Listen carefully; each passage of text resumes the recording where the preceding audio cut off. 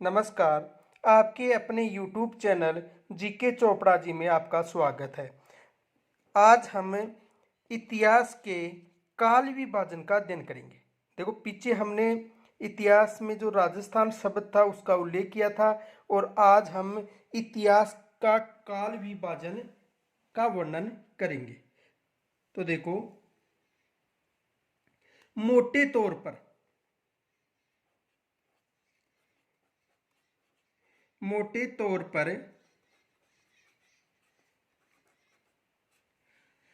तौर पर मानव के संपूर्ण इतिहास को मानव के संपूर्ण इतिहास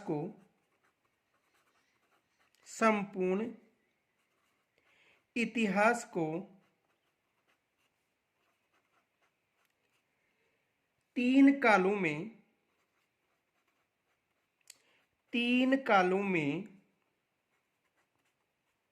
विभाजित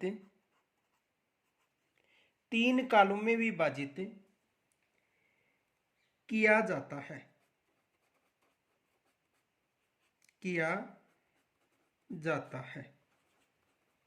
यानी देखो, मानव का जो संपूर्ण इतिहास काल है उसको कितने कालों में विभाजित किया जाता है?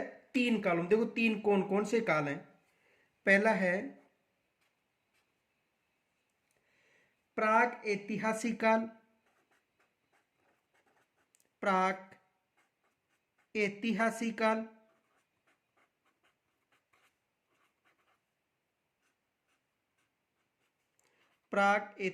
काल।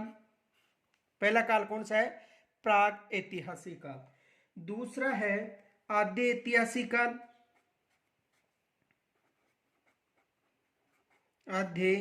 ऐतिहासिक काल,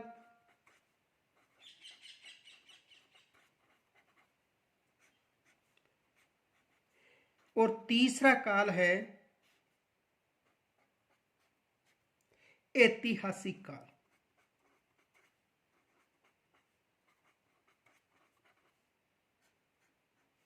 ऐतिहासिक काल।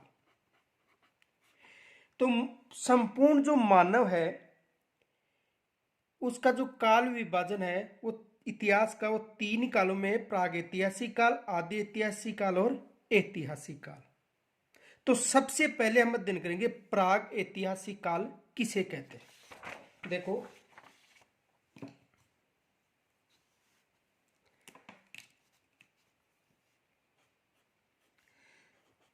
प्राग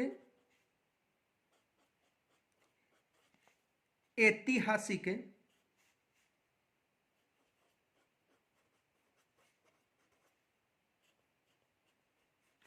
काल,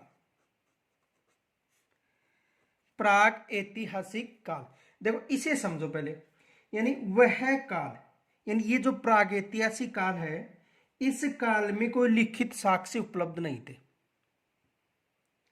और इस काल में जो उत्खनन के दौरान जो पुरातात्विक सामग्री मिली थी उनके आधार पर ही इस काल का अनुमान लगाया गया है।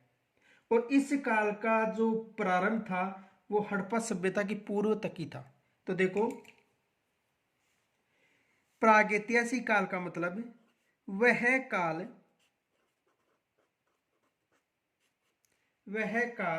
जिसका कोई लिखित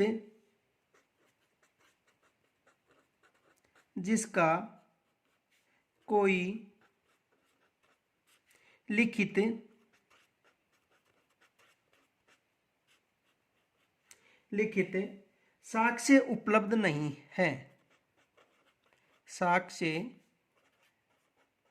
उपलब्ध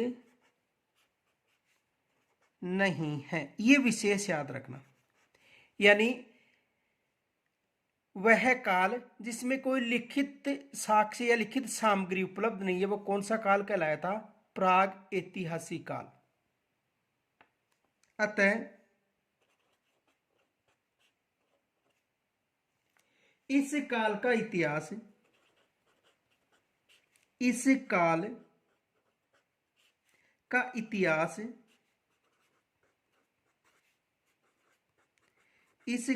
इतिहास पूर्णतः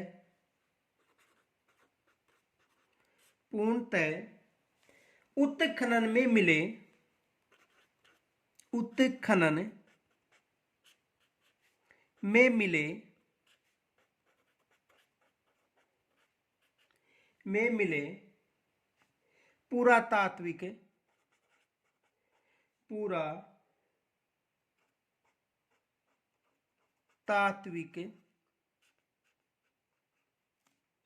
साक्ष्यों पर निर्भर था, साक्ष्यों पर निर्भर था।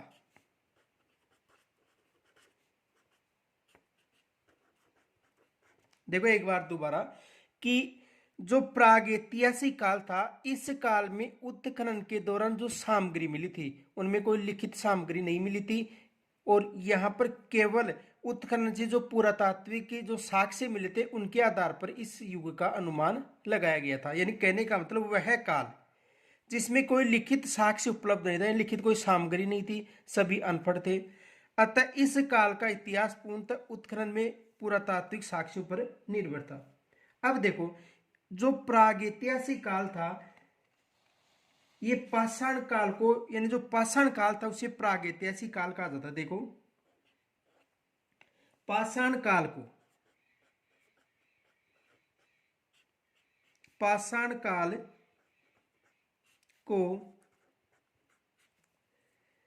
प्रागैतिहासिक काल,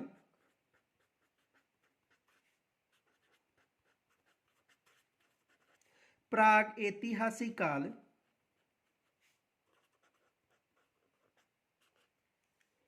में रखा जाता है, रखा जाता है। ये विशेष याद रखना कि पाषाण काल में किस काल को रखा जाता है, प्राग ऐतिहासिक, क्योंकि पाषाण यानी पत्थर, और पत्थर पर कोई लिखित सामग्री नहीं थी। ये पूछा जा सकता है प्राग ऐतिहासिक काल यानी वह काल जिसमें कोई लिखित साक्ष्य उपलब्ध नहीं थे, कौन सा काल कहलाता है, प्राग ऐतिहासिक काल। आगे देखो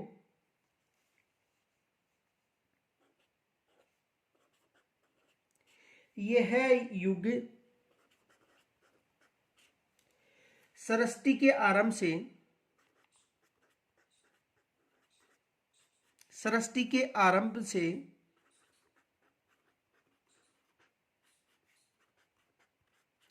सृष्टि के आरंभ से हड़प्पा सभ्यता, हड़प्पा सभ्यता, कौन सी सभ्यता, हड़प्पा सभ्यता के पूर्व तक था, के पूर्व तक था। यहां तक समझ में आ गया होगा। यानी प्रागैतिहासिक काल वह काल जिसमें कोई लिखित साक्ष्य उपलब्ध नहीं है उसे प्रागैतिहासिक काल कहा गया था। आगे देखो दूसरा काल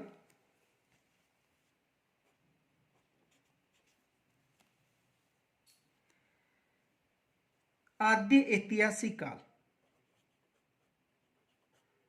आद्य ऐतिहासिक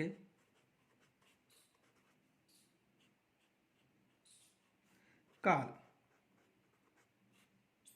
कौन सा काल, आद्य ऐतिहासिक काल।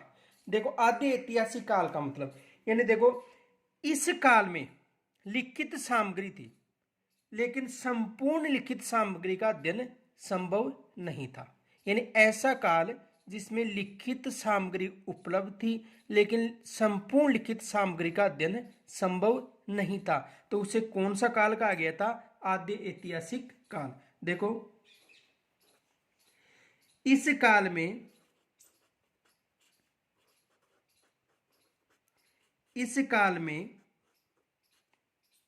लिखित लिपि तो है, लिखित लिपि तो है,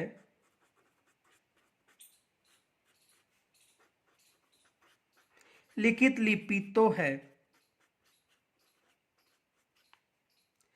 पर या तो उसे, पर या तो उसे पढ़ने में सफलता,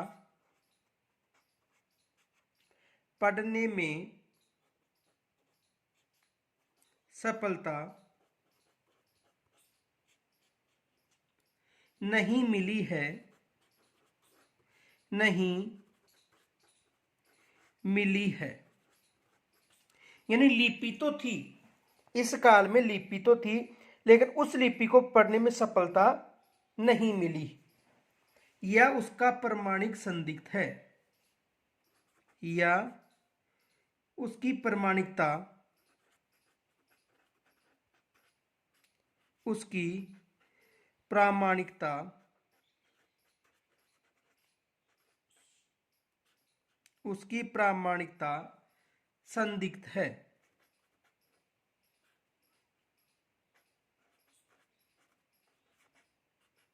प्रामाणिकता संदिग्ध है। देखो, इस यानी आद्य ऐतिहासिक काल में लिपि तो थी, लेकिन संपूर्ण लिपि का अध्ययन क्या था, असंभव था। अब देखो, इस काल में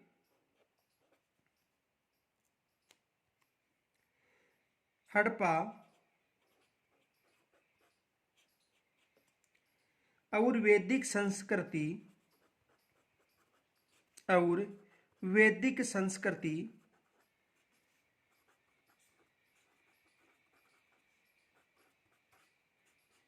हड़प्पा और वैदिक संस्कृति की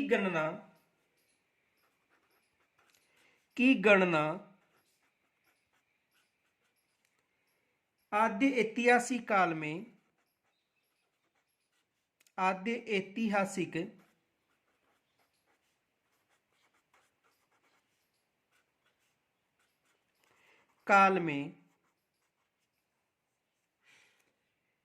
में की जाती है।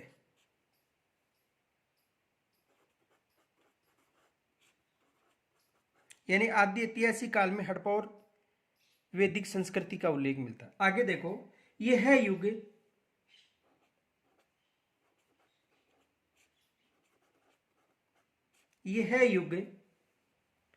हड़प्पा सभ्यता के काल से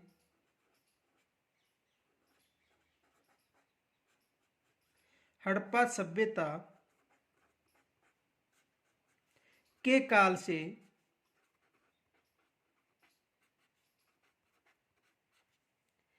600 ईस्वी पूर्व तक 600 ईस्वी पूर्व तक रहा है। कौन सा काल, आद्य ऐतिहासिक काल।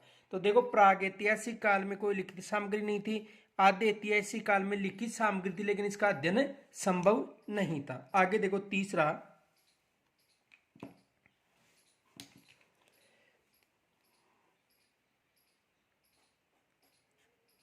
ऐतिहासिक काल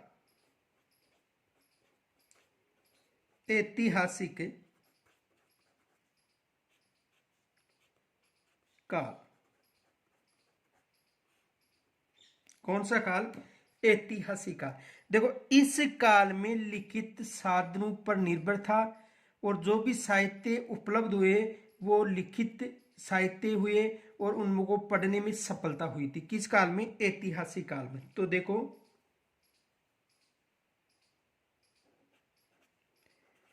इस काल में इतिहास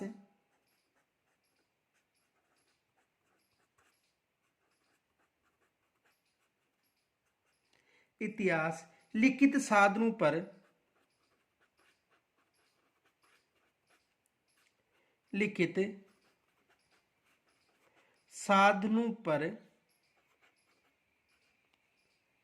निर्भर करता है।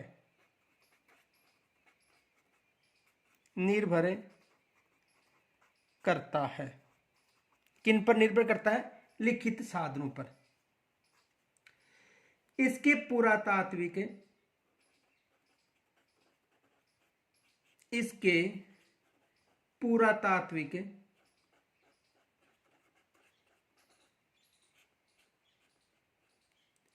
एवं साहित्यिक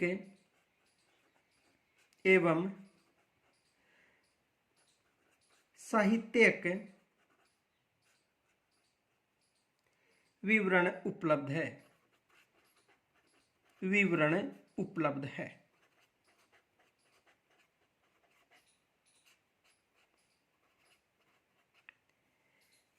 तथा लिपि पढ़ने में लिपि पढ़ने में सफलता भी मिली है।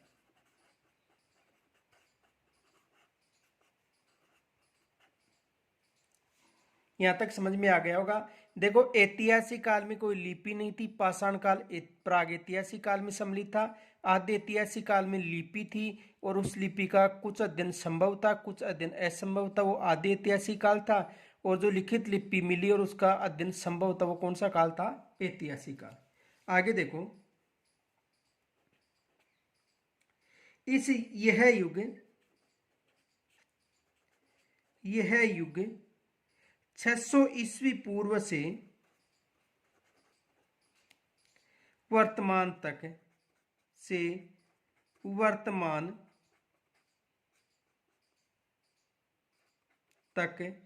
जारी है। यानी 600 ईस्वी पूर्व से वर्तमान तक कौन सा युग जारी है? ऐतिहासिक काल। यहां तक कोई समस्या नहीं होगी। अब देखो, प्रश्न बना के पूछ रहा हूं आपको एक।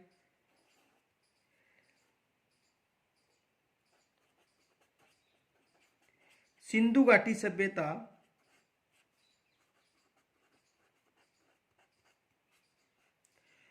के काल को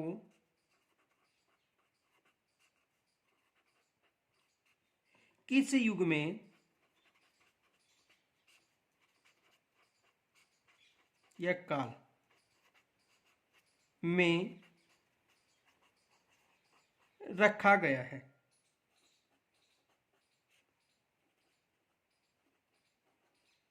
तो देखो, सिंधु घाटी सभ्यता यानी हड़प्पा सभ्यता। देखो, सिंधु घाटी सभ्यता को हड़प्पा सभ्यता कहा जाता है क्योंकि सिंधु घाटी सभ्यता में सबसे पहले हड़प्पा क्षेत्र की खोज हुई थी। इस कारण इसे हड़प्पा सभ्यता कहा जाता है। तो हड़प्पा सभ्यता यानी सिंधु घाटी सभ्यता को क्या कहा जाता है? हड़प्पा सभ्यता। तो ये किस काल में थी? आद्य ऐतिहासिक काल में।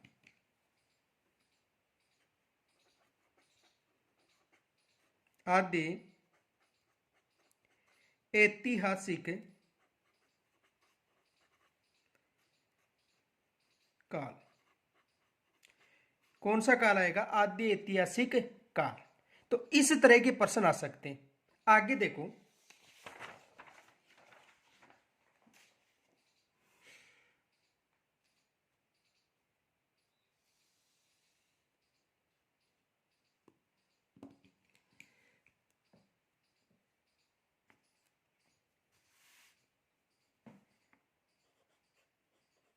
प्राक ऐतिहासिक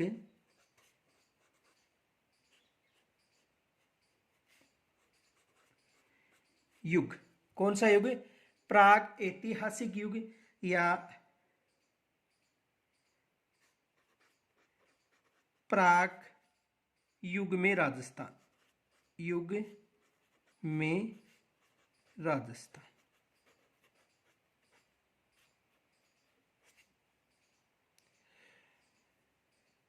अब हम अध्ययन करेंगे प्राग ऐतिहासिक युग, जहां पर पाषाण युग था, लिखित सामग्री नहीं थी।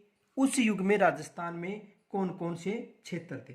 तो देखो, यानी कहने का मतलब ये प्राग ऐतिहासिक जो युग है, इसे समझो, ये पाषाण काल का युग था। कौन सा युग था?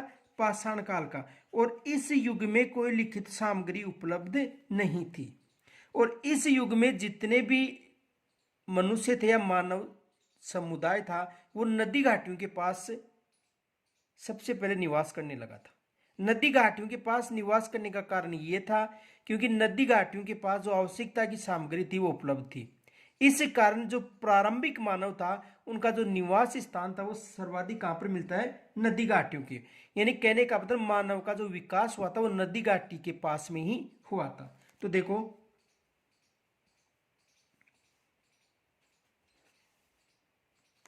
मानव सभ्यता का उदय, मानव सभ्यता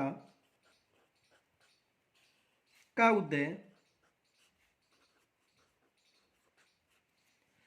नदी घाटियों में हुआ था।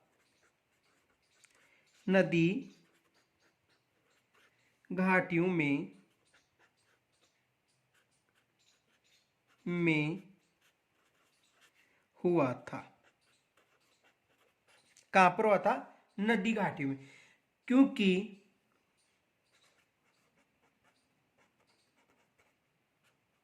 क्योंकि इनके पास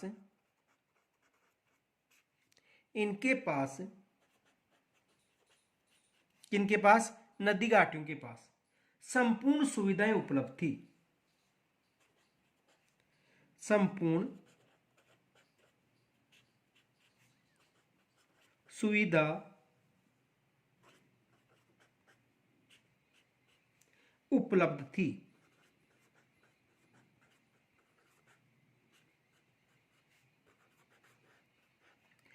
संपूर्ण सुविधा उपलब्धि कारण कहने का मतलब है कि जो कंदमूल फल थे, मांस था या अन्य जो सामग्री थी, आवागमन की सुविधा भी थी, वो कहां पर थी? नदी घाटियों के पास। इसलिए जो प्रारंभिक प्रागैतिहासिक काल का जो मानव था उसका निवास कहां पर माना जाता है? नदी घाटियों। यानी प्रारंभिक जो मनुष्य का निवास स्थान था वो कहां पर था? नदी घाटियों पर।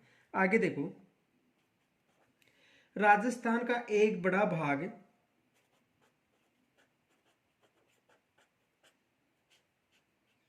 राजस्थान का एक बड़ा भाग आज मरुस्थल है।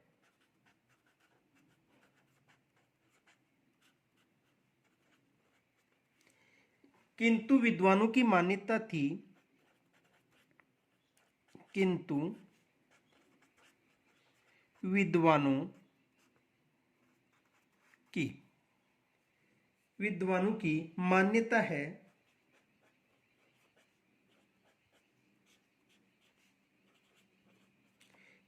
की मान्यता है कि सैकड़ों वर्ष पूर्व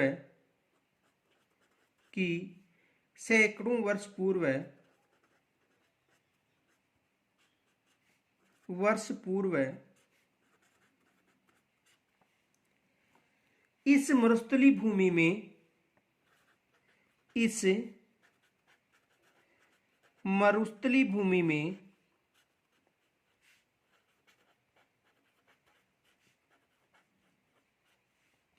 भूमि में समुद्र विद्यमान था।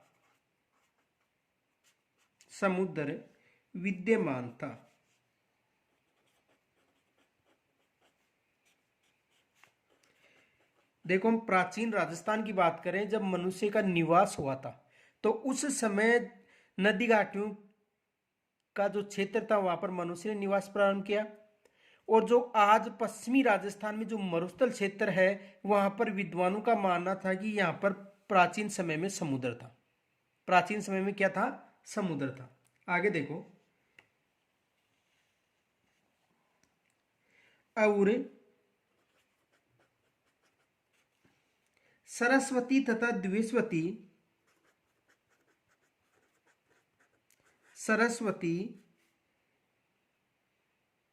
तथा दृश्यवती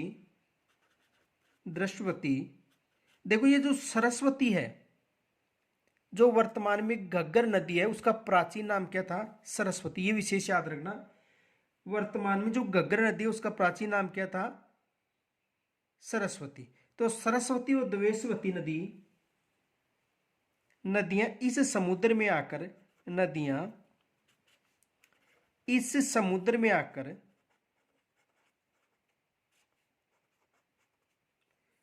आकर गिरती थी।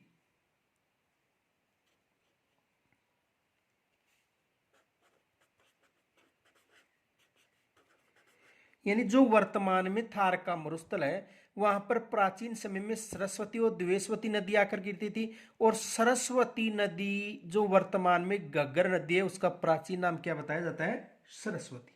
आगे देखो, यह स्थिति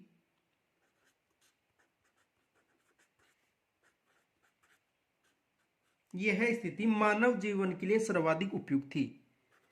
मानव जीवन के लिए सर्वथा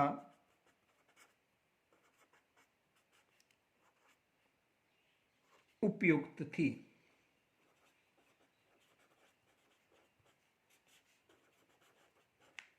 यहां तक समझ में आ गया होगा। यानी राजस्थान में जो प्राग ऐतिहासिक काल है उसका अध्ययन कर रहे हैं।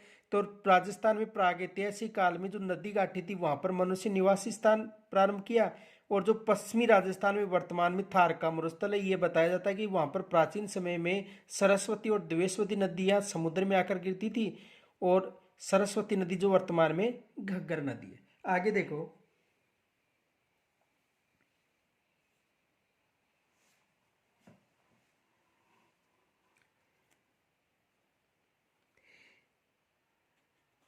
यही कारण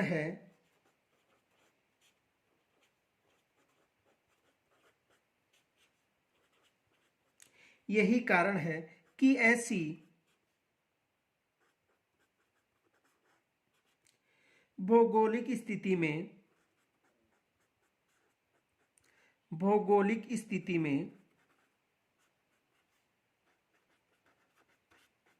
ऐसी भौगोलिक स्थिति में राजस्थान को भी मानव सभ्यता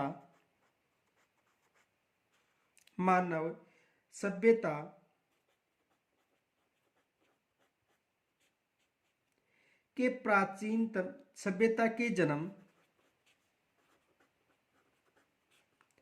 के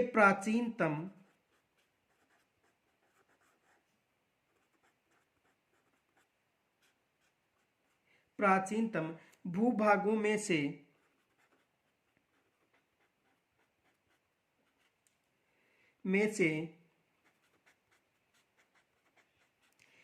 एक होने का गौरव प्राप्त है। एक होने का गौरव प्राप्त है। यानी कहने का मतलब है कि जो प्राचीन मानव के जो उद्भव की जो स्थिति थी वो पश्चिमी राजस्थान में भी वैसी ही मिलती है। इसलिए पश्चिमी राजस्थान की जो भौगोलिक स्थिति थी वो मानव सभ्यता के जन्म के प्राचीन साक्ष्य या भूभाग के रूप में उपलब्ध है। आगे देखो, मानव सभ्यता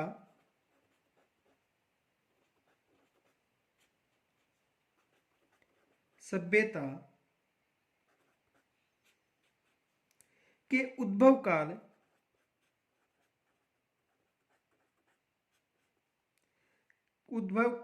काल या उद्भव के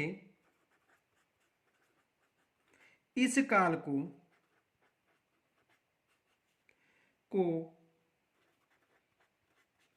पाषाण काल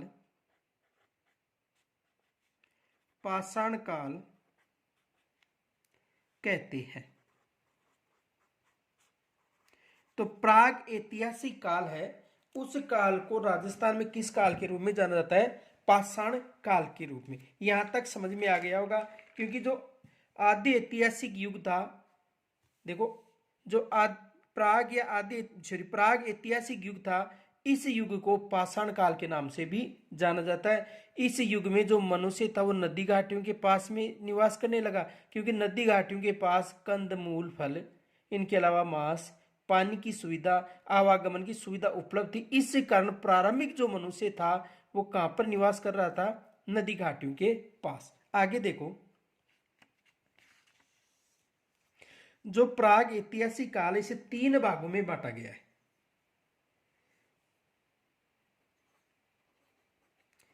इस काल को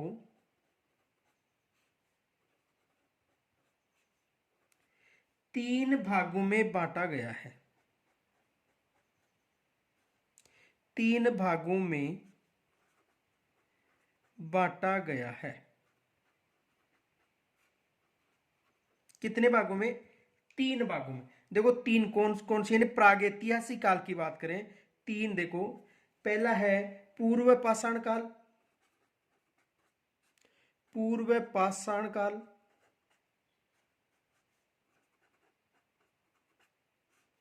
दूसरा है मध्य पाषाण काल,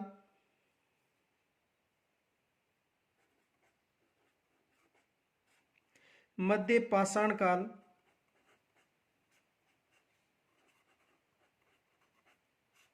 और तीसरा है उत्तर पाषाण काल, उत्तर पाषाण काल। देखो प्राग ऐतिहासिक काल को किस में रखा गया है? पाषाण काल में। ये विशेष याद रखना, प्राग ऐतिहासिक काल था उसे किस में रखा गया है? पाषाण काल में। और जो पाषाण काल है उसको कितने भागों में विभक्त किया गया है? 3 में। पूर्व पाषाण काल, मध्य पाषाण काल और उत्तर पाषाण काल। 3 कालों में इसे रखा गया है। कौन कौन से? पूर्व पाषाण काल, मध्य पाषाण काल और उत्तर पाषाण काल। तो सबसे पहले पढ़ेंगे पूर्व पाषाण काल।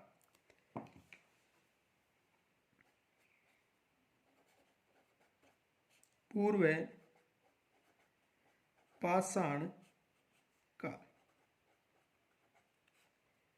देखो पूर्व पाषाण काल यानी मानव का उदय राजस्थान में कब हुआ ये निश्चित ज्ञात नहीं है, लेकिन उत्खननों से जो पाषाण सामग्री मिली है उनसे ये ज्ञात होता है कि लगभग 1.5 या 2 लाख वर्ष पूर्व राजस्थान में मानव संस्कृति विद्यमान थी। देखो मानव का उदय राजस्थान में, मानव का उदय राजस्थान में कब हुआ यह निश्चित रूप से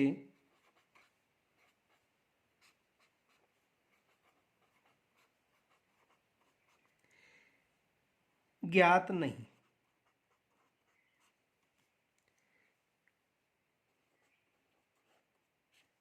यानी मानव का उदय कब हुआ यह निश्चित रूप से ज्ञात नहीं, लेकिन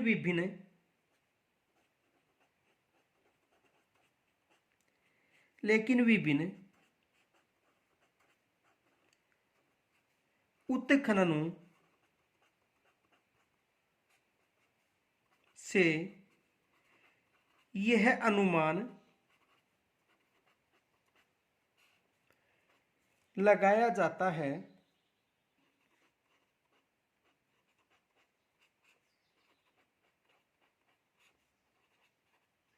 कि लगभग 1.5 से 2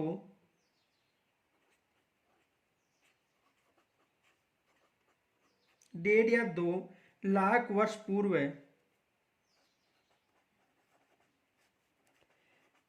पूर्व यहां पर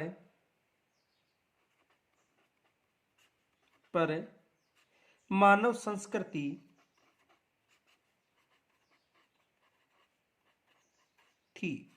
यहां पर मानव संस्कृति थी। यानी कहने का मतलब देखो मानव का उदय राजस्थान में कब हुआ ये निश्चित ज्ञात नहीं था, लेकिन यहाँ पर विभिन्न उत्खननों से जो सामग्रियां प्राप्त हुई थी उन सामग्रियों के आधार पर यह अनुमान लगाया जाता है कि 1.5 या 2 लाख वर्ष पूरी यहाँ पर मानव संस्कृति विद्यमान थी। ये विशेष याद रखना।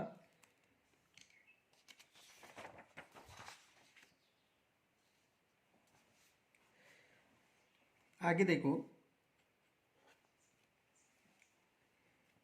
1870 ईस्वी में 1870 ईस्वी में सीए हेकेट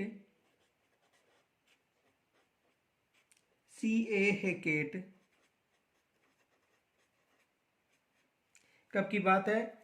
1870 ईस्वी। यानी पश्चिमी राजस्थान में सबसे पहले जो पाषाण युग था उसका जो उत्खनन था या उसकी जो सामग्री थी वो 1870 में सीए हेकेट ने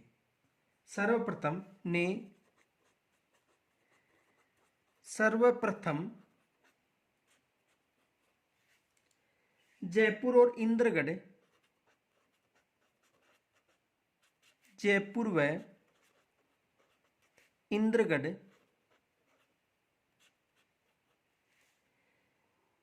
से पत्थर की बनी से पत्थर की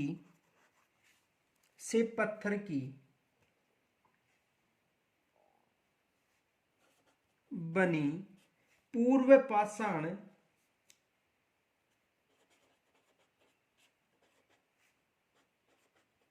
पाषाण कालीन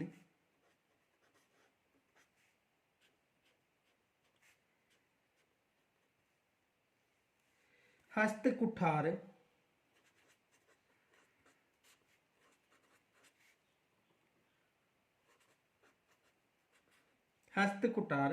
खोज निकाला। देखो समझो इसको, यानी कहने का मतलब है कि जो पूर्व पाषाण काल था उसका जो अवशेष था, पूर्व पाषाण काल के जो अवशेष हैं वो सर्वप्रथम 1870 में, कब की बात है, 1870 की बात है, और किसके द्वारा, सी ए हेकेड के द्वारा। और किन किन क्षेत्रों में, जयपुर व इंद्रगढ़ में पूर्व पाषाण काल का हस्त कुठार खोज निकाला, यानी हैंड एक्स। तो सबसे पहले पूर्व पाषाण काल की खोज सीए हेकेड ने 1870 में राजस्थान में की थी। आगे देखो, कुछ समय पश्चात, यानी इनके बाद, हेकेड के बाद कुछ समय पश्चात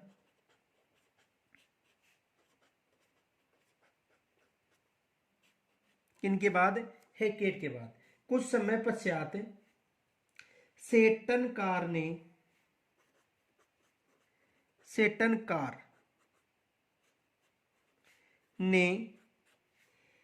झालावाड़ से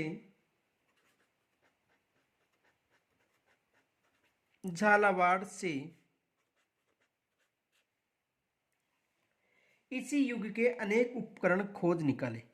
इसी युग के अनेक उपकरण खोज निकाले।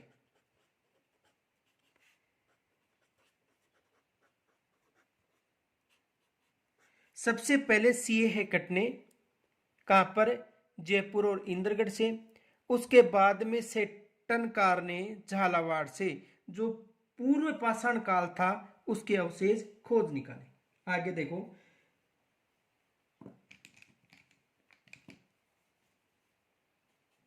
जालोर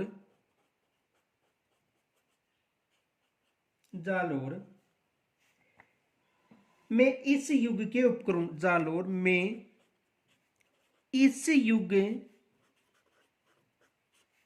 के उपकरणों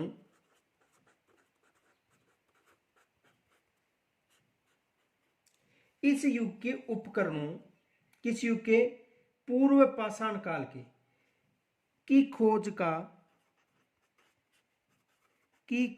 का श्रेय बी आलचिन को है। बी आलचिन को है। ये विशेष याद रखना, 3 फैक्ट है, ये विशेष याद रखना। पूर्व पाषाण काल संबंधी इन्हीं 3 फैक्टों से प्रश्न पूछ जाता है। सबसे पहले 1870 में सीए हेकेट ने सर्वप्रथम जयपुर और इंद्रगढ़ में पत्थर के बनी पूर्व पाषाण काल का हस्तकुटान खोज की निकाला।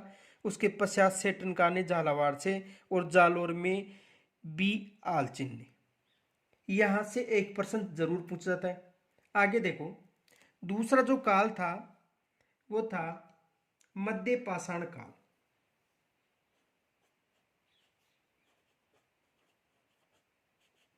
मध्य पाषाण काल, और हम बात किसकी कर रहे हैं, केवल पाषाण काल की चर्चा हो रही है।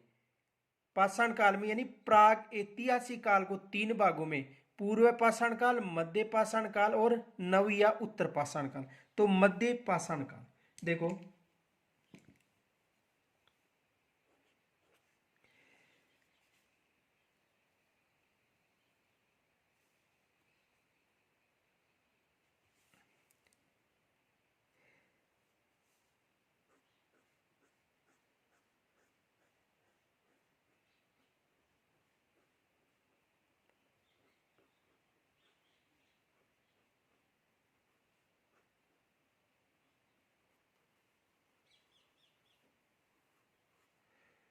देखो ये राजस्थान है, और इस राजस्थान में इसकी बात करें मध्य पाषाण काल, ये यहां से लूनी नदी का उद्गम होता है।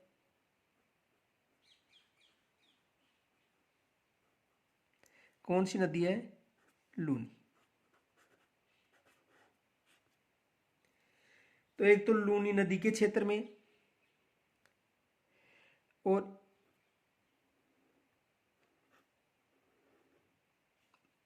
देखो ये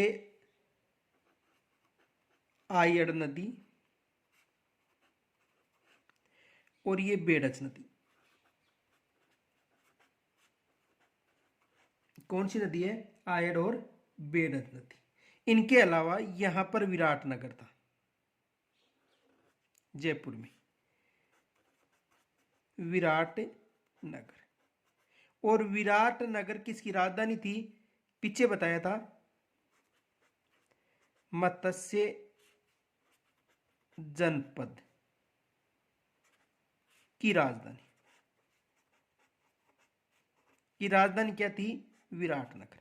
अब देखो, यानी मध्य पाषाण काल के जो उपकरण मिले वो एक तो लूनी नदी, एक बेड़च नदी जो कहां पर है? बेड़च नदी का कुछ, वैसे बेड़च नदी उदयपुर में भी है, लेकिन बेड़च नदी के तट पर यानी चित्तौड़गढ़ में, और विराटनगर। इन क्षेत्रों में इस काल के अवशेष मिले। किस काल के? मध्य पाषाण काल के। किन किन नदी घाटियों के क्षेत्र में? लूनी नदी, बेड़च नदी और विराटनगर में मध्य पाषाण काल के उपकरण मिले हैं। तो देखो,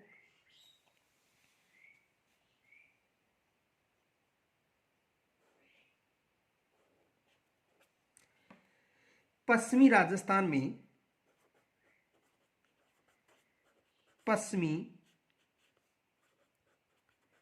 राजस्थान में, पश्चिमी राजस्थान में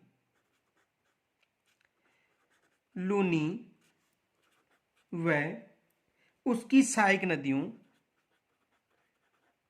उसकी सहायक नदियों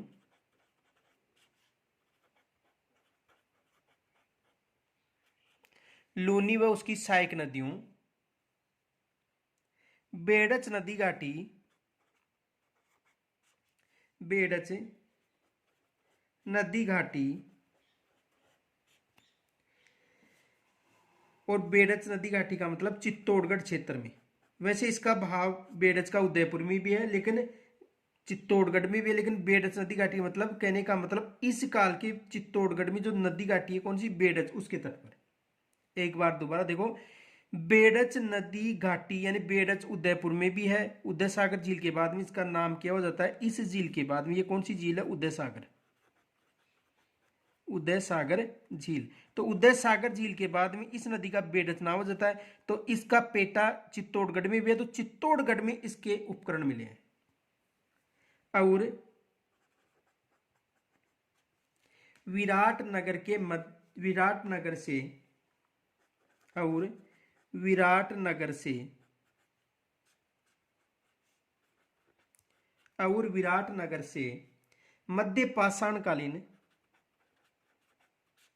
मध्य पाषाणकालीन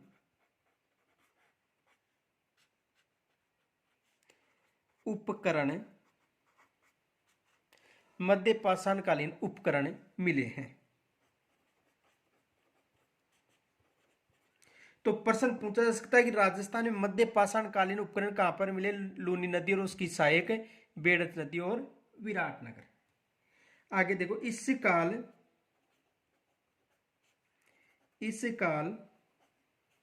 किस काल? मध्य पाषाण काल। इस काल के उपकरण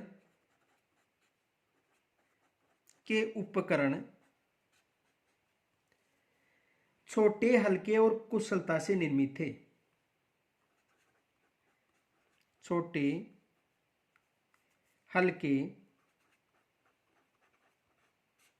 और कुशलता से निर्मित है।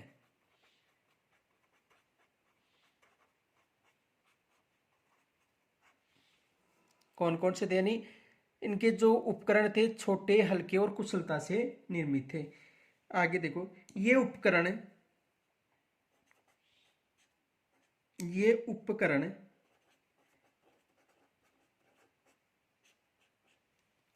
जेस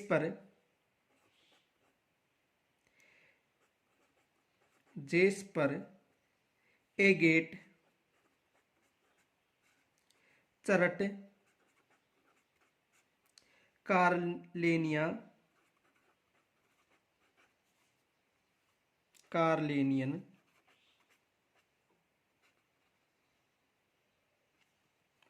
क्वार्टजाइट,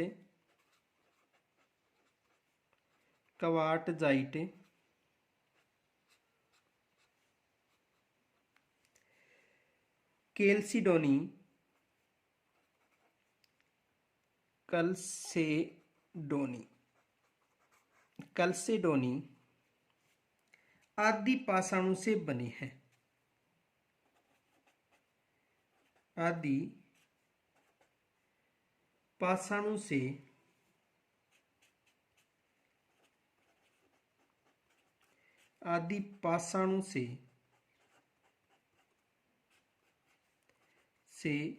बने हैं। आदि पाषाणों से बने हैं। तो इस काल में जो उपकरण मिले थे वो हल्के थे और छोटे थे, ये विशेष याद रखना। अब देखो, आदि पाषाण कालों से बने हैं, जिनमें कौन कौन सी सामग्रियां उपलब्ध थी? देखो, जिनमें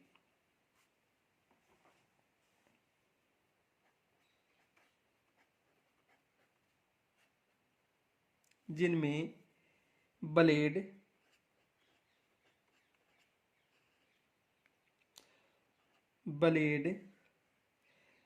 इग्रेवर,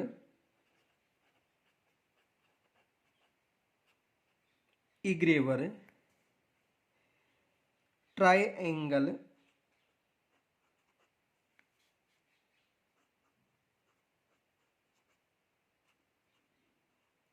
ब्लेड, इग्रेवर, ट्रायंगल,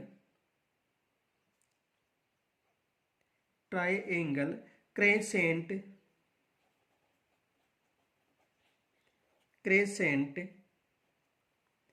ट्रेपेज,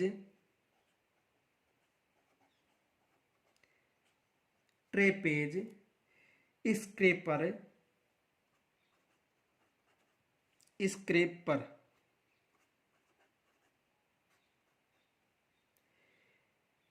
आदि उल्लेखनीय है। आदि उल्लेखनीय है।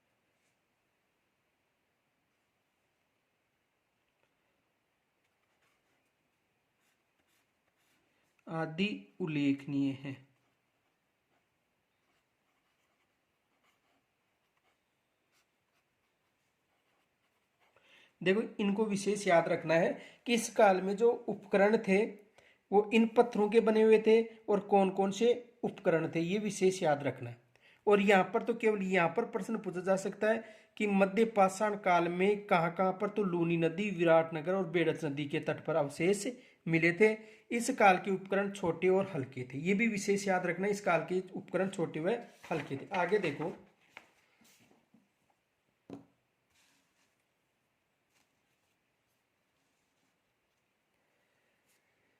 पत्थर से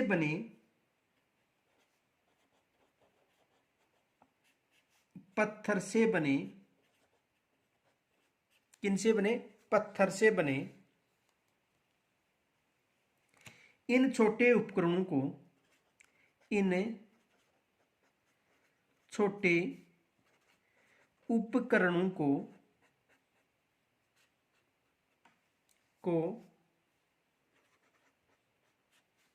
माइक्रोलिथ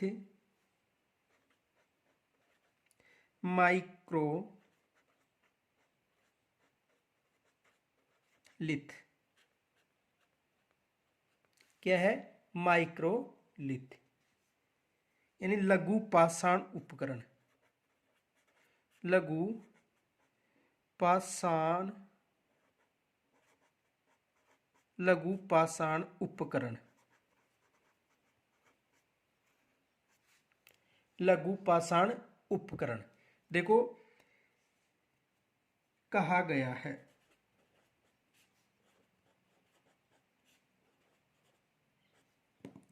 ये आरएएस में पूछा गया प्रश्न है, आरएएस प्री में। ये विशेष याद रखना, यानी ये विशेष याद रखना, आरएएस प्री में 2 बार प्रश्न आ चुका है कि पत्थर से बने इन छोटे उपकरणों को माइक्रोलिथ, ये है माइक्रोलिथ या लघु पाषाण उपकरण कहा गया है। आरएएस प्री में 2 बार पूछा जा चुका है ये प्रश्न, विशेष याद रखना। इनके अलावा एक बार सेकंड ग्रेड में भी आ चुका है ये प्रश्न। तो पत्थर से बने इन छोटे उपकरणों को माइक्रोलिथ या लघु पाषाण काल उपकरण भी कहा जाता है। यहां तक समझ में आ गया होगा। अब देखो अगला काल है उत्तर या नवपाषाण काल। उत्तर या नव पाषाण काल, जो प्रागैतिहासिक का तीसरा काल है। जो पाषाण काल, प्रागैतिहासिक का मतलब पाषाण काल, ये विशेष याद रखना, एग्जाम में पूछा जा चुका है, आ भी सकता है दोबारा भी। अब देखो जो नवपाषाण काल था, इसके जो अवशेष हैं, एक तो देखो अजमेर, नागौर, सीकर, झुंझुनू,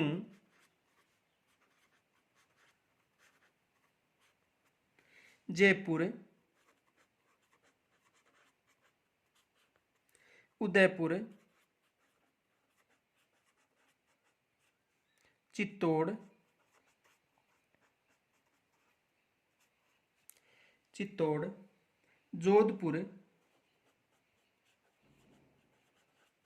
जोधपुर आदि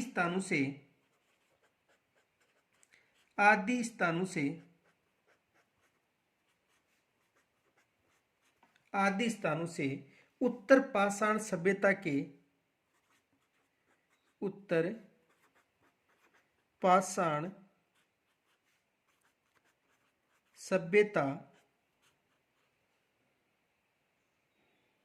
के अनेक उपकरण प्राप्त हुए।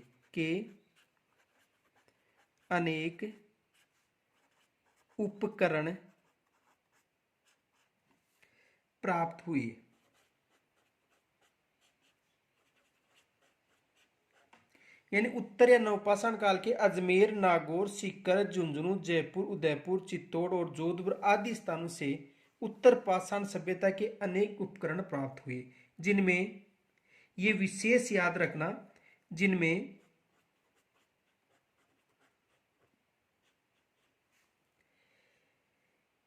भीलवाड़ा के बागोर,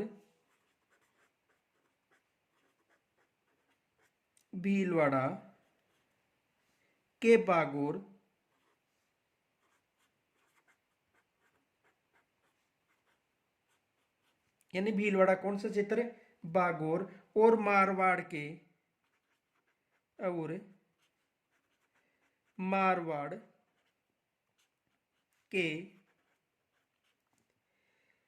तिलवाड़ा नामक स्थानों से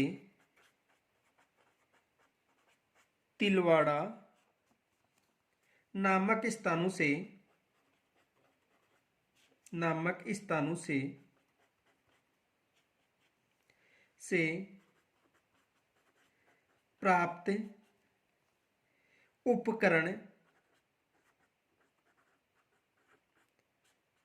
उपकरण विशेष रूप से उल्लेखनीय है। विशेष रूप से उल्लेखनीय है।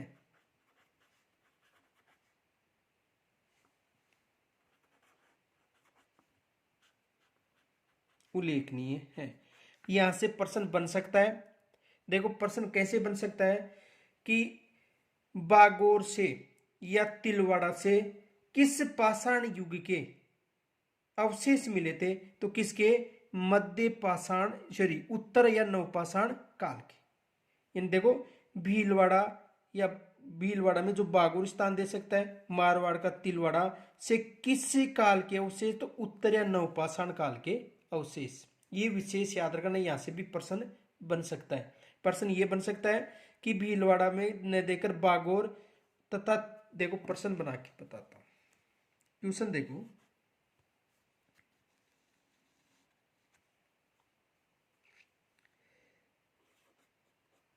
बागोर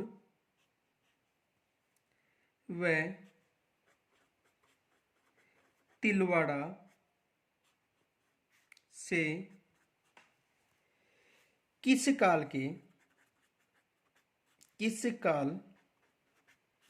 के अवशेष